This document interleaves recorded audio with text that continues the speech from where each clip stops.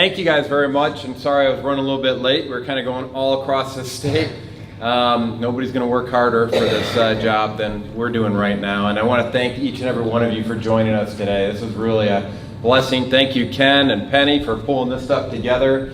And happy Armed Forces Day for all those who have served us. We have our veterans here. Anybody who served, please stand and get recognized. We really appreciate your service. Thank you very much.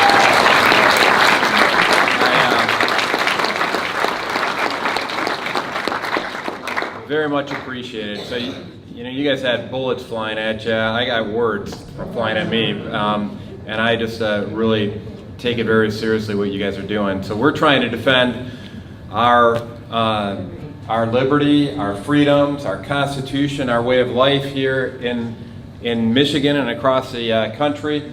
This is a big deal. And I got my start and appreciation for what America was all about by listening to this guy. How many of you guys have seen the documentary America's Godly Heritage? Matter of fact, in the book that I just released last week, and we haven't done a full release on it yet, we haven't even done our press release yet, but we're still selling a lot of these right now. I mentioned about what an important role David and Cheryl, David's wife Cheryl's in the back here as well, they played in waking Angie and I up to what was really going on in our country. They outlined our original design specs. Sorry, that's how I talk as an engineer. Our original design specs as a country, and why it's important to go off and have an appreciation for our origins. And every time I see David do this presentation, I've probably seen it hundreds of times already. I was just telling Cheryl, he's got these incremental improvements that make it even clearer and clearer every single time he does it. So I think he should get the Aldrich Award for continuous quality improvement on it, because it's every single time it gives me a better way of going off and communicating these. And I don't know if you guys realize how important all the information that he puts out in these presentations really is. Angie and I have been watching this forever. I mean, a lot of times I'm exercising to David Barton videos, and he's not going off and doing stair steppers when he's doing that. I'm just exercising to it because that's the time that I have.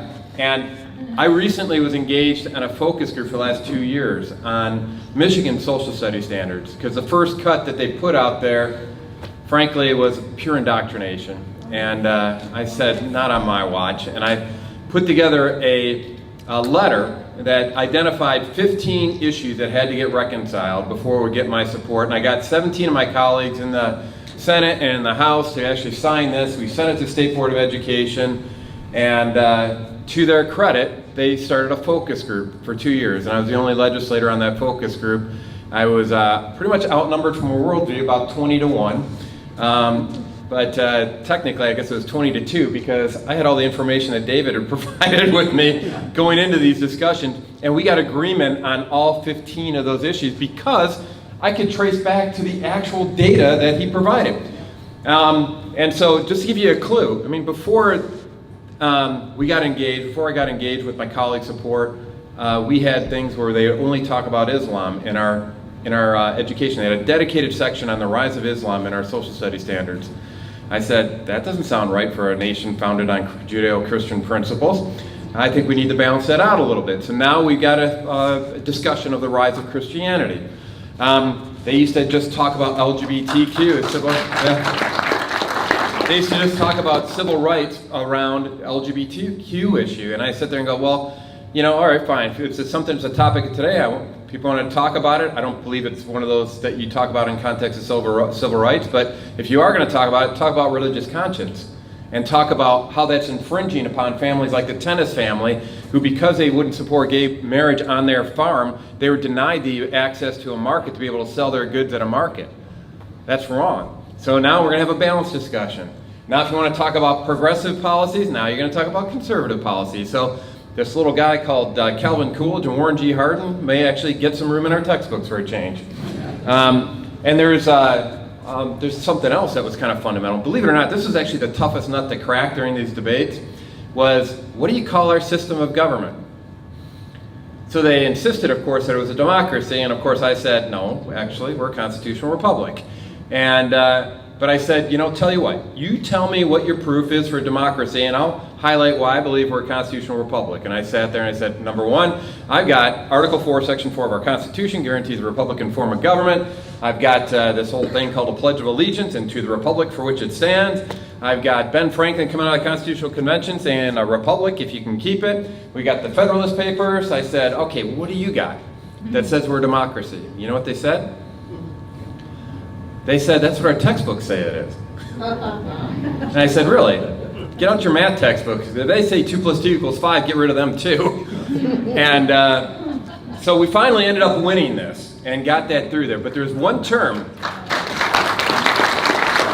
Now, I've still got it. It's going out for public comment right now. So if you hear about the public comment period, follow me on Facebook. I'll get it out and let people know where it is, because we need to get your voices heard on this, or else I already know I've got folks that are trying to push back and go back regressive from what we had before. But we got to stop that. So please get involved in that. Make sure your voices are heard. But I lose my train of thought. Huh? One word. Oh, yeah, one word. Actually, it was one phrase, and that was littered throughout these standards, and it was called our core democratic values. Now, when I went into this discussion with the folks that were diametrically opposed to me on these different philosophies, or a different worldview, I had two stipulations. Everything that we put forward had to be politically neutral, and it had to be accurate. And that's what got us to all this agreement. If we would have just sat there and said, here's my standards, here's your standards, we would have been fighting like cats and dogs the whole way. But we found something we could agree upon, got agreement on that, and then that was used as our standard all the way through there. But that term core democratic values is very important, especially in context of everything that David was talking about today, right?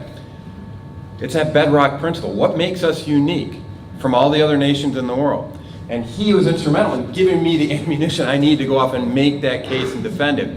I said, all right, to be politically neutral, I'm not going to say it's core Republican values. How about if we just simply say core American values? And that's what we ended up agreeing to. But then it came down to, well, what are those values? And I said, well, if it's going to be called core, it's got to be something that we all agree on as we the people. It's got to be something agreed upon in a social compact. We only have 2 of those, right? Declaration of Independence, Constitution. And they were pushing all these core values by Harvard law professors and all this kind of stuff. I said, I don't care what a Harvard law professor says on this. This is about our core values. And so we started getting the discussion focused on, okay, well, what do you see in the Declaration of Constitution? And this was kind of interesting because it got very pedantic, because it got to the point of we'd have terms like equality. That sounds like a good American term, right? Well, that's not what our Declaration said, right? It said we are all created equal.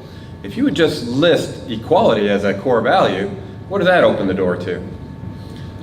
Equal outcomes, it's socialism, it's communism, and we all hold everything in equal and common. That's not the way our framework was set up. And so we had some very interesting discussions. I'm happy to say, though, the final product that got pushed out to the State Board of Ed got back to the Declaration and the Constitution. And I want to give a hats off to Judge Michael Warren, too, out in Oakland County, who helped make that happen as well. He was instrumental in making sure we had another voice. But you know what's really beautiful about all this stuff is that the way we had these discussions, we were touching on some pretty sensitive issues. I mean, it's racism, you know, LGBT rights. We were talking about, you know, political ideologies. We had the best discussions. It was actually an adult conversation all the way through there. And the people who, if you saw me walking down the street in a parade with my Republican lapel on, they'd be throwing stones at me. In this environment, we had some of the best discussions, and everybody came out for the better. And that's what we need to shoot for as a community, as a state, as a nation. And it is possible. So sometimes, you know, and it starts with focusing on what we have in common. And we had a common appreciation that we needed politically neutral and accurate standards. The good news in that whole discussion is that the emperor has no clothes. All these guys that I was dealing with were all these PhDs from University of Michigan and education institutions across the board. These were the ones teaching our educators. But you know what? They didn't hold the torch to this man and everything he taught me. Because he has the actual documents that he's been reading, and we can trace back to him and share them with people, and they didn't even know half of this stuff. So they were actually learning all the way during these focus groups what he was talking about. So I want to give you some encouragement. It is possible for us all to get back onto the same page, and we can talk about making America great again in context of what made America great in the first place. So let's flash forward to this election just a little bit. I want to give you some encouragement. Today was a very interesting day. By the way, hats off to my friend Bob Cushman. Bob, are you out here somewhere? Yeah, Bob was driving me all around he says Bob Cushman's the name, transportation's my game, and he's been doing this for free all around the state. And today was one of those crazy days. We started off in Lansing, where I actually attended the Michigan Association for Government Employees. And I didn't know this at the time. You know, Michigan government employees, this is all the unions here in the state, the public unions. And you know, I led right to work in Michigan, so this was shaping up to be a pretty interesting meeting. And I got up there and I started talking. I talked about why we got into politics and why I actually led on right to work, so I didn't shy away from that. I'm talking about some other policies. And I'm happy to say that I actually walked out of there with a very strong set of ovation, because they realized that I wasn't in this for the political games that a lot of other people said. And you know what happened? I got followed out there by people that said, I always vote Democrat, but I'm voting for you, and I want to volunteer. You see, Republicans aren't the only ones tired of politics as usual, so are Democrats. There's a huge opportunity for us. And furthermore, I actually got this text later on today that was kind of amazing. How many of you guys have bumper stickers on your car for Colbeck? All right, I appreciate it. It helps. And here's an example. One of my supporters just texted me about an hour ago. He stopped at a gas station, and this guy came up to him, saw the bumper sticker, and says, yeah, that's our guy. We're supporting him. And he goes, oh, really? He goes, yeah, not only am I supporting him, but my whole UAW local out at GM is supporting him. And he says, we like what he says, we like how he says it, and they told us that we had to vote for Hillary before, we've all voted for Trump. They're telling us we need to vote for Gretchen this time, we're all voting for Colbeck. So, there's some funny things happening on this election right now. And there's a lot of games being played in the polls, so don't believe the polls. I mean, how many of you guys have seen the poll coming out of the last debate out in Grand Rapids? Don't they usually have polls right after that, right? You haven't heard a peep out of this one, right? Yeah, I wonder why that is. And and the polls that have come out before that, and now we're starting to get rumblings that they're starting up some new polls now, they're all push polls. They're saying, hey, don't you want to vote for Schuette or Callie? And said, no, I'm with Colbeck. No, but here, haven't you heard about this, about Schuette or Callie? It's games, guys. When we actually are in an area where people know who I am, we get 75% or more of the vote. That makes our formula for success pretty darn easy, right? It just means we got to tell more people. It means we have to put bumper stickers on, talk to people at gas stations, which means that we got to get out on social media and share what's really going on, which means we have to come to events here, like with David and Cheryl, and go off and spread the word. So I want to thank everybody for coming out here. I mean, this is really, you guys have been awesome on the support. Our grassroots blows away anything that's out there for anybody else. We have enthusiasm. We got on the ballot without having to pay anybody. That's the first time, to my knowledge and to the knowledge of the reporter that I asked, that has ever been done in a Michigan gubernatorial ballot. That is amazing. That's a testament to everybody in this room. That kind of stuff doesn't usually happen. None of the other guys, they all had to pay people to gather signatures. We had people out in front of football stadiums. Instead of watching the game, they were out collecting signatures. Instead of going off at home and mowing the lawn or doing all the stuff that you need to do around the house, they're out there gathering signatures as Secretary of State at libraries. That doesn't happen a lot on campaigns, guys. That is very much appreciated, and that's what keeps me going, even on crazy days like today, where we're all over the state of Michigan. So, thank you guys. We're going to win this, and when we win this, it's going to be one of those, I can see it so clearly. Yeah, that's right. August 7th is the election, right? But people are going to start voting at the end of June because of absentee ballots. So don't forget that. Now is the time to get the word out. And I want to make sure that we get people motivated to get out there and get the word out now, because the next month and a half is a sprint, folks. We have plenty of time. We're going to get plenty of reinforcements after August 7th. But right now is crunch time, because I'm telling you, if Schuette gets in there, if Callie gets in there, we have a Democrat in the governor's mansion. There's no enthusiasm for either one of those candidates, and Dr. Hines, bless his soul, doesn't have a clue what needs to be done in office. I mean, he's great at framing the problems, but I don't think he understands the solutions. How can we convince Trump to endorse you and not that other guy? Well, that's a good question. So, yeah, Donald Trump got some really bad information in regards to who he endorsed. But you know what? The Trump delegates, the folks who actually got Trump into office, all of you in this room, that's what wins it. It's not the endorsement there. I mean, we got some very good endorsements. I'm blessed to have David's endorsement. I'm blessed to have William Wagner's endorsement here. And I don't know if you guys know William, but man, he's phenomenal. We got Don Dodge's endorsement. We got so many different endorsements across the board. We got Ted Cruz's endorsement. We got Bob Lutz. We got, let's see here. Oh, anyway, by the way, we just got a new endorsement that we're going to be announcing next week officially. Do you guys know who Lieutenant General Jerry Boykin is? Yes. He's endorsed us, and when you read his endorsement, it's beautiful the way what he says. And he was one of the original members of the Delta Force.